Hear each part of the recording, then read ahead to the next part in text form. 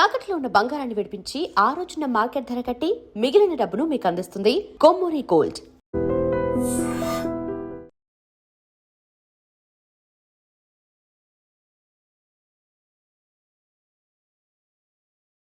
అంటే మీ సర్వీస్లో తీసుకుంటే సెన్సేషనల్ కేసు అప్పట్లో ప్రత్యూష కేసు, సినీ నటి ప్రత్యూష కేసు, ఆ కేసును అసలు ఎందుకు పక్కదారి పట్టారని? అసలు అమ్మాయి నిజంగా రేప్ జరిగింది, అసలు ఏం జరిగిందండి? పక్కదారి ఒక్కరు పట్టించలేదు. అనేక మంది అనేక తప్పులు దీంట్లో చేశారు, ఒక్కరని కాదు. మునుస్వామి అనే అతను అసలు ఆ రోజు డ్యూటీలోనే లేడు. పోస్ట్ మార్టం చేసిన అతను ఒక జూనియర్ డాక్టర్. అతను అప్పటికి సర్వీస్లో జాయిన్ అయ్యి కేవలం 3 నెలలు మాత్రమే అయింది. ఇంకొక సీనియర్ డాక్టర్ ఒక అతను ఒక మర్డర్ కేసు చేయడానికి పోయినాడు. ఆ రోజు మొత్తం 5 కేసులు వచ్చినాయి, ఇది లాస్ట్ కేసు. దీంట్లో వాళ్ళు చేస్తూ ఉంటే ఈ మునుస్వామి ఇంకిద్దరు డాక్టర్లు ఇంకెక్కడికో పోయింది. ఆ దారిని పోతూ ఒక సినీ యాక్ట్రెస్ బాడీ ఉందంటే చూడ్డానికి పోయినారు. తర్వాత ఈ శవ పరీక్షలో జూనియర్ డాక్టర్ చేసినప్పుడు ఆఖరి కాలం ఏంటంటే పాయిజనింగ్ కేసులో మేము లోపల ఉన్నటువంటి అవయవాలను ఫారెన్సిక్ సైన్స్ ల్యాబొరేటరీలో కెమికల్ అనాలిసిస్ రసాయనిక పరిశోధన కోసం పెడతాం. అవి పెట్టినప్పుడు కాలం అంటే కాజ్ ఆఫ్ డెత్, మరణం ఎందుకు జరిగింది అనేది ఖాళీగా పెడతాం అది వచ్చేంతవరకు. దీంట్లో ఈయన అనుకోకుండా ఇష్టం వచ్చినట్టు టైప్ చేయించాడు, తనకు తెలియదు. అసలు రిపోర్ట్లో ఏముంది కూడా అతను చూసుకోలేదు. ఎందుకు అలా చేయాలి? మీరు పర్మిషన్ ఇస్తే నేను మీకు చూపిస్తాను. అది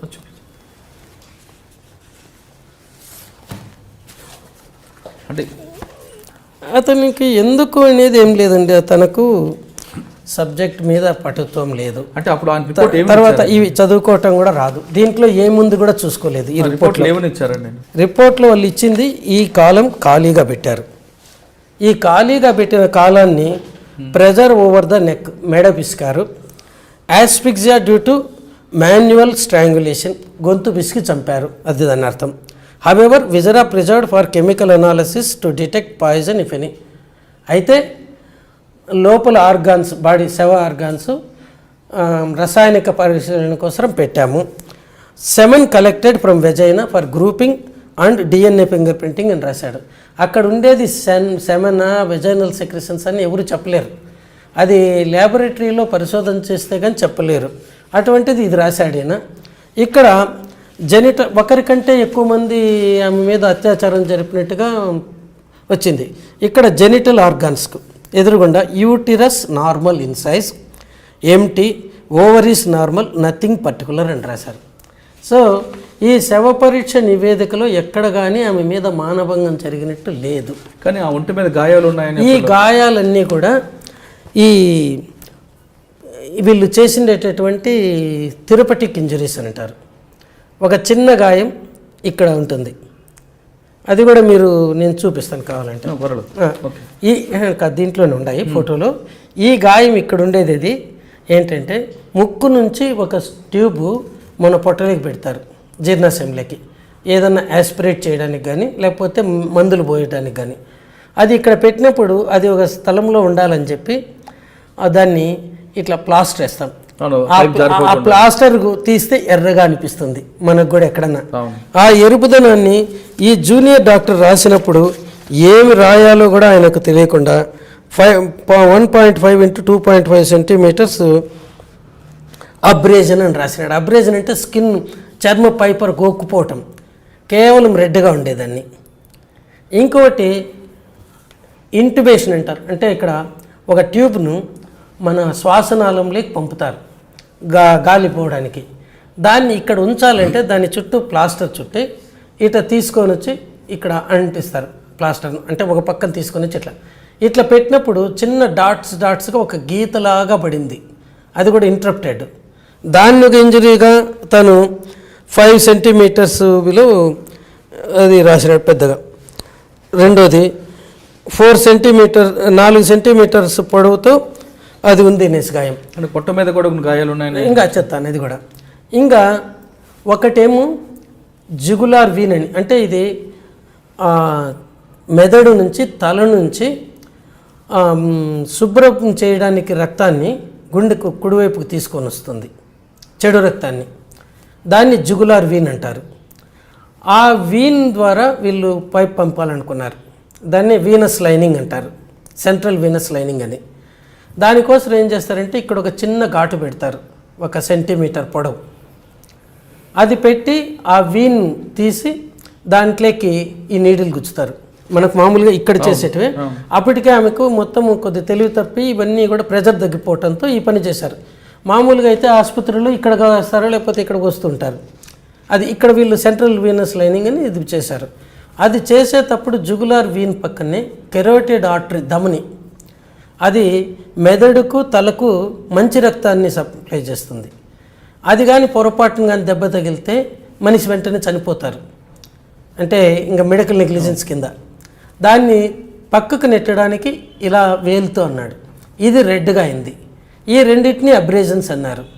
తర్వాత ఇక్కడి నుంచి పోయిన ఈ ట్యూబ్ను ఇక్కడ పెట్టారు. పెట్టిన తర్వాత ఇది ఇట్లా పొజిషన్లో ఉండాలి కదా, 2 కుట్లు వేశారు.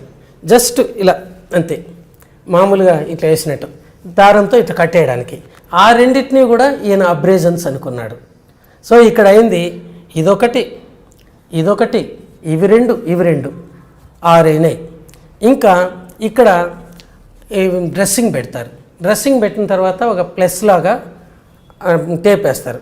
ఇక్కడ పోయిన టేపు ఇటు సైడ్ది ఈ కాలర్ బోన్ దీని మీద వెళ్ళింది. అక్కడ అదిమితే అది రెడ్గా ఉంది, అదొక అబ్రేషన్ అని రాసినారు. అంటే ఇదంతా అనుభవపూర్వం అనుభవం ఏమాత్రం కూడా లేకపోవడంతో జూనియర్ డాక్టర్ రాసినాడు. ఆయన ఇంకా నేను ఆయన గురించి చెప్పటము ఎంత తక్కువ చెప్తే అంత మంచిది. 79లో ఎండీలో జాయిన్ అయ్యి 3 ఏళ్ళ కోర్సులో 92లో కంప్లీట్ అయింది. అప్పుడు ఏంటంటే ఎంటీ పేపర్లు ఇస్తే పాస్ అయ్యే కాలంలో ఆయన ఒక్కడిగా చాలా మంది అట్లా అయినారు. 100కి 60 మంది ఆ టైప్ వాళ్ళే ఉంటారు మా దగ్గర. ప్రత్యూష మీద అత్యాచారం జరిగిందంటారా? ఇది పూర్తిగా చెప్తాను ఇది కూడా, ఎందుకంటే ఇవన్నీ కూడా ఈ డీసీ షాక్ అనేది లాస్ట్లో మనం చనిపోయిన డిక్లేర్ చేసామన్నప్పుగా ఆసుపత్రుల్లో ఏం చేస్తారు, ఈ బ్రెస్ట్ బోన్ కింద బాగా ఇట్లా గట్టిగా ఒత్తి ఇచ్చేస్తారు. దీనికి బదులు ఇప్పుడు ప్రజెంట్ ఆసుపత్రుల్లో ఎలక్ట్రిసిటీ పంపిస్తారు, డైరెక్ట్ కరెంటు. ఆ కరెంట్ ఇట్లా పంపినప్పుడు ఇక్కడ జల్లీ రాస్తారు, రెసిస్టెన్స్ రాకుండా ఎర్రగా కాకుండా ఉండడానికి. కానీ వీటికి రాయరు. ఈ ఆడవాళ్లకు బ్రెస్ట్ ఉండటంతో ఇట్లా ఆనుకుంటే ఇక్కడొక గీత ఇక్కడొక గీత పడింది, ఇవి 2. దీన్ని కూడా ఒక గీతలాగా ఇట్లా వస్తే 8 × 4 సెంటీమీటర్లు అని రాసినారు.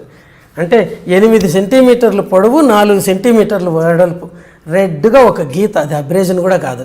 సో ఇలా రాసినారు. తర్వాత ఈ చేతికి 3 మస్కిటోస్ చీమలు గరిస్తే ఏర్పడతాయి కదా, ఆ టైపు 3 ఉన్నాయి. ఇక్కడ మల్టిపుల్ 2 × 3 సెంటీమీటర్స్ దూరంలో. ఇవేంటంటే బ్లడ్ గ్యాస్ అనాలిసిస్, అంటే మనము ఆర్టరీ నుంచి వీనస్ బ్లడ్ చెడు రక్తం తీసుకోవాలంటే పెద్ద కష్టం కాదు, ఇట్లా పైకి వస్తుంది కాబట్టి ఇక్కడ అదితే ఉబ్బుతాయి. ఈ ఆర్టరీ నుంచి తీస్తే అట్లా కాదు, దాంట్లోకి ఇట్లా ట్రై చేయాలి నీడలు. ఇటువైపు 3 సార్లు ట్రై చేసినారు, ఇక్కడ చాలాసార్లు ట్రై చేసినారు ఈ ఏరియాలో. వాటిని కంట్యూజన్స్ అని రాసేసినారు, మల్టిపుల్ మార్క్స్ ఉన్నాయనేసి. ఇంకా 2 ఈ లోపల చరశ్చంద్ర అని డాక్టర్ను కేర్ హాస్పిటల్ మార్కెట్ నుంచి పిలిపించారు. ఆయన 10:30కి అట్లా వచ్చినాడు నైట్. ఆయన ఇక్కడ కట్ చేసి ముందు లెఫ్ట్ సైడ్ కట్ చేసినాడు, అంటే ఫీమరల్ ఆర్టరీ ఇక్కడి నుంచి పోయే దమన్లో. మనకి ఇంతకుముందు యాంజియోప్లాస్టీ స్టంట్ చేయాలంటే ఇక్కడి నుంచినే పంపేవాళ్ళు, ఇప్పుడు ఇక్కడి నుంచి పంపుతున్నారు. నాకు కూడా ఇక్కడి నుంచినే చేశారు అది. సో దీంట్లో మొదటి ఎడం పక్క చేశాడు, సక్సెస్ కాకపోతే మళ్ళీ కుడి పక్క చేశాడు. ఇవి ఆమె మీద ఉన్న మొత్తం గాయాలు. ఒక్కటి కానీ అబ్రేజన్ లేదు, కంట్యూజన్ లేదు, కేవలం థెరపెటిక్ గాయాలు చిన్నవి. ఇది ఒక్కటి కొద్ది కట్ చేసింది, ఇవి 2 దీన్ని కాల్చినవి, ఇవి 2 ఇంజక్షన్. డాక్టర్కి ఎక్స్పీరియన్స్ లేకపోవడం, కింద డాక్టర్కి ఎక్స్పీరియన్స్ లేకపోవడంతో అది ఫస్ట్ కావడంతో అమ్మాయి కేసు అందుకోసం దీంట్లోనే మేము ఒకటి ఏంటంటే one photo is more than enough for 1000 words అంటాం. లేకపోతే నాకు కూడా వాళ్ళు కానీ అబ్బాయి ఫోటోలు తీయించారు కాబట్టి వానికి థ్యాంక్స్ చెప్పాలా, ఆ చిన్న జూనియర్ డాక్టర్కు. ఫోటో కానీ తీయకపోతే అవనేమో 4 సెంటీమీటర్ల పొడవు, ఇవన్నీ కంట్యూజన్స్ ఏమో అని అనుకునేవాడిని. ఆ అమ్మాయి చనిపోవటము విషం సేవించటం వల్ల. ఇద్దరూ కూడా 1993-96 మధ్యలో ఇక్కడ గౌతమి జూనియర్ కాలేజ్ సంజీవ్ రెడ్డి నగర్లో ఇంటర్మీడియట్ చేసేవాళ్ళు. ఇంటర్మీడియట్ తర్వాత అమ్మాయి హోటల్ మేనేజ్మెంట్ కోర్సులో చేరింది. అబ్బాయి వాసవి ఇంజనీరింగ్ కాలేజీలో ఇంజనీరింగ్ చదువుతున్నాడు. ఈ అబ్బాయి వాళ్ళ ఇంటికి అప్పుడప్పుడు అమ్మాయి కోసం పోయేవాడు, ఆ అమ్మాయి వీళ్ళిద్దరు కలిసి తిరిగేవాళ్ళు. వాళ్ళ తల్లిని కూడా 2 సార్లు భువనగిరిలో ఒకసారి బొమ్మల రామారాం అనే చోట ఆమె పనిచేసే చోట కూడా వదిలినట్టు ఆమె తన సమాధానం చెప్పింది కోర్టులో, అంటే తన ఇచ్చే సాక్ష్యంలో. ఇది వీళ్ళిద్దరూ ముందు ఫ్రెండ్సే అనుకున్నారు. ఒక 9 నెలలు సుమారు 9 నెలల ముందు వీళ్ళిద్దరి మధ్యలో ఏదో నడుస్తూ ఉంది అనే అనుమానం తల్లికి జరిగితే ఆమె నిలదీసి అడిగింది. అడిగితే అమ్మాయి అవును ఆ అబ్బాయిని ప్రేమిస్తున్నాను, ఆ అబ్బాయిని పెళ్లి చేసుకుంటానంటే 1 నెల రోజులు చెప్పి చూసింది. వద్దమ్మా నువ్వు నీ ఇప్పుడిప్పుడే పైకి వస్తున్నావు, కెరీర్ పాడు చేసుకోకు అనేసి. తర్వాత వాళ్ళ మేనమామ కూడా, అంటే ఈ ప్రత్యూష వాళ్ళ అన్న ఆయన కూడా చెప్పినాడు, ముందు వాళ్ళ తల్లిదండ్రులతో మాట్లాడండి అని. వాళ్ళ తల్లిదండ్రులకు మాత్రం ఈ అమ్మాయి చనిపోకమును 1-2 నెలల ముందే తెలిసింది. తెలిసిన తర్వాత అబ్బాయి దగ్గర ఉన్న మొబైల్ ఫోన్ లాగేసుకొని వాడి మీద రెస్ట్రిక్షన్స్ పెట్టాడు. అప్పుడు ఈ అమ్మాయి ఎప్పుడన్నా అబ్బాయిని కలవాలనుకుంటే వాళ్ళ ఫ్రెండ్ ఒకరికి ఆయన మొబైల్ ద్వారా కాంటాక్ట్ చేసేది. అట్లే సిద్ధార్థ్ కావాలనుకుంటే ఫ్రెండ్ దగ్గరికి ట్యూషన్ అనేది కంబైన్డ్ స్టడీకి పోతున్నాను ఇట్లా. ఈ క్రమంలో ఈ సిద్ధార్థ్ ఇంటిలో గొడవ ఎక్కువైతా ఉంది రోజు రోజుకు. 13వ తేదీ ఫిబ్రవరి 2002లో ఈ కంట్రీ క్లబ్లో ఈ సిద్ధార్థ్ వాడి ఫ్రెండ్ సూరజ్ అని వాళ్ళ కజిన్ అట, ఆ అమ్మాయి మేనమ్మ కూతురు ప్రఫుల్ల సిరి 10 గంటలప్పుడు ఉదయం 10-10:30 మధ్యలో కలిసి ఒక నిర్ణయానికి వచ్చారు. ఇప్పుడు ఈ అబ్బాయి ఇంట్లో చాలా తీవ్రంగా ఈ మనస్పర్ధలు ఉన్నాయి కాబట్టి వీళ్ళిద్దరూ ఒకరితో ఒకరు మాట్లాడుకోవడానికి కానీ ప్రయత్నం చేయకూడదు, ఈవెన్ ఫోన్లో కూడా దూరంగా ఉండాలా. మేలో ఆ అబ్బాయికి ఇంజనీరింగ్ అయిపోయిన వెంటనే ఆ అబ్బాయి తల్లిదండ్రులు కానీ ఒప్పుకోకపోతే వీళ్ళు రిజిస్టర్ మ్యారేజ్ చేసుకునేట్టుగా. తర్వాత 14వ తేదీ ఫిబ్రవరి ఆ రోజు ఈ అమ్మాయి చాలా ఆశగా చూసింది అబ్బాయి నుంచి ఫోన్ కాల్ కోసం. అదే సమయంలో అబ్బాయి చుట్టూ చాలా గట్టి కాపలా పెట్టారు. సో ఆ అమ్మాయి కొద్ది డిప్రెషన్ లేకపోయింది ఆ రోజు ఫోన్ రాకపోతే. మళ్ళీ 23వ తేదీ అది శనివారం, అదే ఫిబ్రవరి నెలలో 2002 9 గంటల ప్రాంతంలో అబ్బాయి ఫోన్ చేసి మా ఇంట్లో ఎవరు ఒప్పుకోవటం లేదు, మా అమ్మ ససేమర ఒప్పుకోవటం లేదు, మనం కానీ పెళ్లి చేసుకుంటే ఇంటిళ్ళ పాయిజన్ తీసుకొని చనిపోతామంటున్నారు నిందట. దాంతో ఈ అమ్మాయి అర్ధగంట సేపు వాడి మీద ఫోన్లోనే ఎగిరిందట, గట్టిగా మాట్లాడుతూ ఉంటే తల్లి అడిగితే ఏంటంటే ఇదట వాళ్ళ ఇంట్లో ఒప్పుకోవటం లేదట, అది ఇది అంటే కూల్ డౌన్ కొద్ది టైం ఇవ్వు వాళ్ళు కూడా సర్దుకోవడానికి, ఇప్పుడిప్పుడే కదా తెలిసింది నీ తల్లి చెప్పింది. ఆ తర్వాత సాయంకాలము 4 గంటల ప్రాంతంలో హెయిర్ డ్రెస్సింగ్కి పోతానని ఇక్కడ ferry beauty parlour Rajiv Gandhi సర్కిల్కి వచ్చింది. వీళ్ళు ఉండేదేమో తార్నాకాలో.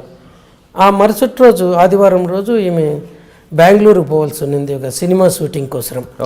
అది ఫస్ట్ సినిమా ఆఫర్ అట కన్నడ మూవీలో. దానికి పోవాలనేసి అక్కడి నుంచి ఇదే పనికి ఇక్కడికి వచ్చిన తర్వాత సిద్ధార్థ్ ఫ్రెండ్ ఫోన్ చేసి సిద్ధార్థ్ను చెప్పండి మేము ఇక్కడ ఉన్నామనేసి ఈమె ఇది వచ్చేప్పటికి మళ్ళీ డ్రెస్సింగ్ ఉంటే ఈ లోపల 5:30కి ఆ అబ్బాయి వచ్చినాడు కారుతో. ఆ హార్న్ విని ప్రఫుల్ల సిరి కిందికి దిగొచ్చింది. ఈ అమ్మాయికి 6 గంటల ప్రాంతంలో ఈ హెయిర్ డ్రెస్సింగ్ అయిపోతే దిగొస్తే ఆ అబ్బాయిని చూస్తామనంటే ఈ అమ్మాయి ఏడవటం మొదలుపెట్టింది. అమ్మాయిని చూసి అబ్బాయి ఏడవటం మొదలుపెట్టారు రోడ్డు మీద. దారింటి పోయేవాళ్ళు వీళ్ళ వెంట చూస్తామంటే ఈ ప్రఫుల్ల సిరి వాళ్ళ మేనమామ కూతురు ఈ అమ్మాయి కొద్దిగా ఎంబరేసింగ్ ఎక్కడన్నా కూర్చొని మాట్లాడుకుందాం రండి అంటే అప్పుడు ఈ అబ్బాయి నా కారులో కూర్చొని మాట్లాడుకుందాం అన్నాడు. ఈ అమ్మాయి నేను సిద్ధార్థ్ పోయి అట్టు తిరుగు వస్తాం మేమిద్దరమే సపరేట్గా మాట్లాడుకుంటాం, నువ్వు ఇక్కడన్నా ఉండు లేకపోతే ఇంటికన్నా వెళ్ళిపో అని చెప్పిందట. చెప్పి అలా వెళ్ళిన తర్వాత 6:30 మధ్యలో అంటే 6:35 అని రాసినారు పోలీసులు దాంట్లో రిపోర్ట్లో జడ్జిమెంట్లో. ఈ అమ్మాయికి తేజ ఆఫీసు నుంచి ఆనంద్ అని వాళ్ళ కో డైరెక్టర్ ఫోన్ చేసి నీకు జయం ఫిల్మ్లో లీడ్ రోల్ సెలెక్ట్ చేసుకున్నాము రమ్మని చెప్పినట్ట. అది వెంటనే వాళ్ళ అమ్మకి చెప్పింది. వాళ్ళమ్మ ఇన్ టర్న్ ఈ అమ్మాయి ఫ్రెండ్స్కి అందరికీ చెప్తే వాళ్ళు ఈ అమ్మాయిని కాంటాక్ట్ చేస్తూ ఉన్నారు. అందుకే కోర్టులోనే ఉంది. ఈ అమ్మాయి ఫోన్ కంటిన్యూస్గా మోగుతూనే ఉన్నింది. అది కోర్టు మెయిన్గా రావటం. తర్వాత 7 గంటలకు ప్రాంతంలో ఈ అమ్మాయికి ప్రఫుల్ల సిరికి ఫోన్ చేసి నువ్వు మేము తేజ ఆఫీస్కి పోయి సంతకం పెట్టేసి వస్తాము, నువ్వు పంజగుట్ట దగ్గర ఉండు, తిరిగిపోయేటప్పుడు పికప్ చేసుకొని పోతామన్నారు. పంజగుట్ట దగ్గర ఈమె 8:30 వరకు వెయిట్ చేసి ఇంక వీళ్ళు రాకపోతే ఒక బస్సులో ఇక్కడ సికింద్రాబాద్ రైల్వే స్టేషన్ దగ్గర పోయి అక్కడి నుంచి తార్నాకాకు ఇంకో బస్సుకు పోతే నైట్ 10-10:30 మధ్యలోకి చేరింది. చేరితే అప్పుడు ఉస్మానియా యూనివర్సిటీ నుంచి ఒక హెడ్ కానిస్టేబుల్ అక్కడికి వచ్చి ఈ అమ్మాయిని అడిగారు. ఇక్కడ ఒక అమ్మాయి పాయిజన్ తీసుకొని కేర్ హాస్పిటల్లో చేరిందట, నీకు తెలుసా అంటే తెలీదు, లేదు అని చెప్పిందట అమ్మాయి. తర్వాత వీళ్ళ అత్తకు ఫోన్ చేసింది నిజమేనా అనేసి. అవును, ఇక్కడ కేర్ హాస్పిటల్లో బంజారాలో చేరింది అమ్మాయి అంటే. ఇది ఈ విషయం ఇక్కడ అంటే ఉస్మానియా యూనివర్సిటీ పోలీసులకు ఇద్దరు పోయి కూడా వాళ్ళు ఇది విషయం పక్కదారిని పడతామంటే మాకు ఇన్ఫర్మేషన్ ఇచ్చినారని కూడా చెప్పలేదు. ఈ లోపల ఇక్కడ హాస్పిటల్కు వీళ్ళు చేరింది 7:30. 7:15 ఒకసారి ఈ అమ్మాయి అంటే ప్రత్యూష తల్లి ఏమని అడిగింది, ఏమ్మా ఇంకా రాలేదంటే, తేజ ఆఫీసుకు పోయి సంతకం పెట్టి వస్తాము అగ్రిమెంట్లోన, నాతో పాటు సిద్ధార్థ్ ఉన్నాడు అని చెప్పిందట. మళ్ళీ ఈమెకు వీళ్ళు 7:30-8 మధ్యలో వీళ్ళ ఫ్రెండ్స్కి ఫోన్లు చేసి బాగా చదవండి అది ఇది చెప్పిన తర్వాత పోతుంటే, ఏం రేపు ఇట్లా మాట్లాడుతున్నారంటే, ఏం లేదులే మీరు కేర్ బంజారా హాస్పిటల్కి రండి తెలుస్తుంది అన్నారు. అక్కడ 7:30-8 మధ్యలో చేరితే కమలాకర్ రావు అనుకుంటాను ఆయన పేరు, వాళ్ళ ఆర్ఎంఓ చూసినాడు. చూసి వీళ్ళను వార్డ్ బాయ్ అమ్మాయిని వీల్ చైర్లో తీసుకొని పోతూ ఉన్నాడు. దిగుతూ ఉన్నట్టు అమ్మాయి వాంతి చేసుకునింది. అది ఒక ఈనాడు విలేకరి కూడా చూసినాడు. అతను కూడా చెప్పినాడు, సార్ నేను కూడా చూసినాను కానీ ప్రత్యూషలాగా ఉంది అనుకున్నాను కానీ ప్రత్యూష అనుకోలేదు అని. ఇది జరిగింది. తర్వాత ఇద్దరిని అక్కడ తీసుకుంటే మేము కూల్ డ్రింక్స్లో పాయిజన్ కలుపుకొని తాగినాం చెట్ల మంది అంటే, అది ఏముందో తెలిస్తే బాగుండు అన్నారట. వాళ్ళు చాలా సేపు నిదానించారు. కేర్ హాస్పిటల్ చేసిన తప్పు ఏంటంటే, ఇటువంటి కేసుల్లో ఇమీడియట్గా ఒక్క క్షణం కూడా వేస్ట్ చేయకుండా తీసుకొని స్టమక్ వాష్ చేసేలా. దీంట్లో వీళ్ళని అసలు చేర్చుకునేదా లేదా ఈ డైలమాలో పడ్డారు. ఎందుకంటే అంతవరకు వాళ్ళు పాయిజనింగ్ కేసు ట్రీట్మెంట్ ఇవ్వలేదు. ఎలా చేయాలో ఏం పాయిజనో చెప్పటం లేదు, ఏదో కూల్ డ్రింక్లు కలుపుకున్నామని. మళ్ళీ ఆఖరికి 8 గంటలకు చేర్చుకున్నారు. 8 నుంచి 8:20 మధ్యలో 3 పోలీస్ స్టేషన్లో ఫోన్ చేసినారు. మొదట బంజారా హిల్స్ పోలీస్ స్టేషన్కి ఫోన్ చేసినారు. చేస్తే వాళ్ళు మీ ఆసుపత్రి పంజగుట్ట పోలీస్ స్టేషన్ పరిధిలో ఉంది, వాళ్ళని కాంటాక్ట్ చేయమన్నారు. పంజగుట్టకు చేస్తే మీరు ఉస్మానియా యూనివర్సిటీకి కాంటాక్ట్ చేయమన్నారు ఈ అమ్మాయిని గురించి. ఉస్మానియా యూనివర్సిటీకి చేస్తే మీరు చెప్తా ఉండేది బార్డర్ ఏరియా, అది ఉప్పల్ కింద వస్తుందో తార్నాక ఉస్మానియాకి వస్తుందో తేల్చుకొని వాళ్ళకి చేయండి అన్నారు. అది వాళ్ళు స్పందించిన విధానం ఇక్కడ పోలీసుల గురించి చెప్పాలంటే. తర్వాత 10:30కి వీళ్ళు పోయిన తీసుకుని కూడా నైట్ 2 గంటలప్పుడు ఒక కార్ డ్రైవర్ను సుమో మోటార్తో ఈ 3 పోలీస్ స్టేషన్లకు అడ్రస్ చేసిన ఇంటిమేషన్స్ ఎమ్మెల్సీ ఇంటిమేషన్స్ పంపినారు. బంజారా హిల్స్ వాళ్ళేమో అబ్బాయి తీసుకొని ఏఎస్ఐ వచ్చి అమ్మాయి మాట్లాడేట్టుగా లేదు, అబ్బాయి అంతవరకు ట్రీట్మెంట్ స్టార్ట్ అయిందా? ట్రీట్మెంట్ జరుగుతూనే ఉంది. అంటే ఇక్కడ ఒకటి అంటే పోలీసులది కూడా ఒకటి కవర్ కావాలి కదా, ఎంత నిర్లక్ష్యం అంటే ఇంత ఇష్యూ కావడానికి ఏంటనేది. ఇక్కడ పోతే వాళ్ళు బంజారా హిల్స్లో అబ్బాయిది చూసి నోట్లోన ముక్కులోన గొట్టాలు ఉన్నాయి, మాట్లాడే పరిస్థితుల్లో లేడు అని రాసుకొని విన్నాడు. అమ్మాయి కూడా పక్కన ఉందంటే వాళ్ళని తిట్టుకున్నారట, మా ఇద్దరు పాడు చేస్తారనేసి. తర్వాత పంజగుట్ట వాళ్ళు ఇద్దరు తీసుకోలేదు. ఉస్మానియా యూనివర్సిటీకి పోతే వాళ్ళు తిట్టి పంపినారట, మీకు పని పాట లేదు, మా ఏరియాలో ఎవరు పాయిజన్ తీసుకోలేదని. వీడు మళ్ళీ 4 గంటలకు తిరిగి వచ్చినారు. మరుసటి రోజు 11 గంటలకు ఈ ఆర్ఎం ఎవరైతే అంత మునుపు రోజు చూసినాడో తనే స్వయంగా సిసిఎస్కు సెంట్రల్ క్రైమ్ స్టేషన్కి పోయినాడు. అక్కడుండే ఆఫీసర్ని కలిసి, సార్ అమ్మాయి కండిషన్ క్రిటికల్గా ఉంది, ఇంతవరకు ఎవ్వరూ రాలేదు ఆ అమ్మాయి గురించి, ఎప్పుడు చనిపోతుందో తెలియదు, అలా క్రిటికల్గా ఉందంటే అక్కడ ఉండే పోలీస్ ఆఫీసరు వాళ్ళు ఎక్కడ పాయిజన్ తీసుకున్నారో తెలుసుకొని ఆ పోలీస్ స్టేషన్కి చెప్పండి అన్నారట. ఇది జరిగింది. ఇంకా ఆయన ఏం చేయాలో తెలియదు. ఈ లోపల ఆయనతో మాట్లాడుతూ ఉన్నప్పుడే ఈ అమ్మాయి చనిపోయిందని ఫోన్ వచ్చింది 11:45కు. అప్పుడు వస్తే ఇంకేముంది, ఆ అమ్మాయికి సంబంధించిన వాళ్ళు ఉస్మానియా యూనివర్సిటీ పోలీస్ స్టేషన్కి పోయి అక్కడ కంప్లైంట్ ఇవ్వనండి, వాళ్ళు వచ్చి బాడీ హ్యాండ్ ఓవర్ చేసుకుంటారని. అంటే వాళ్ళు వచ్చి బాడీ హ్యాండ్ ఓవర్ చేసుకునేంత వరకు ఇక్కడ ఆసుపత్రిలో శవాన్ని పెట్టుకోవాలా. ఇది ఆయన ఇచ్చిండేది. తర్వాత ఈయన ఆర్ఎంఓ మళ్ళీ ఇక్కడికి వచ్చి తల పట్టుకొని విచారంగా కూర్చోంటే అప్పుడు సంగీతారెడ్డిని వాళ్ళ దగ్గర రిసెప్షనిస్ట్గా పనిచేసిపోయింది ఒక అమ్మాయి. వాళ్ళ ఫాదర్ విఠల్ రెడ్డిని డిఎస్పీగా ఉన్నాడు, ఇప్పుడు నోమోర్.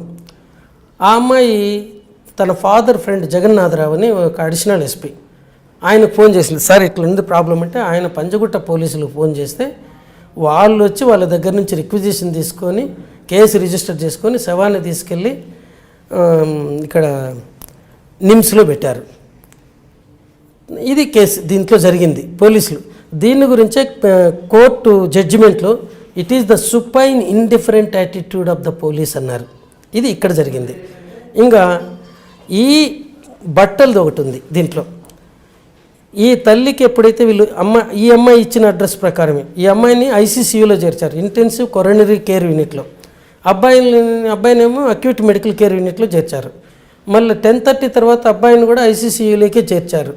అంటే ఈ అబ్బాయి పెద్ద గొడవ చేస్తున్నట్టు, నేను నా ఫ్రెండ్ దగ్గరనే ఉండాలనేసి ఇంకా వాడి బాధ తట్టుకోలేక అక్కడికి చేర్చినారు. ఇద్దరు కూడా ఐసీసీయూలోనే ట్రీట్మెంట్ తీసుకుంటూ ఉన్నారు.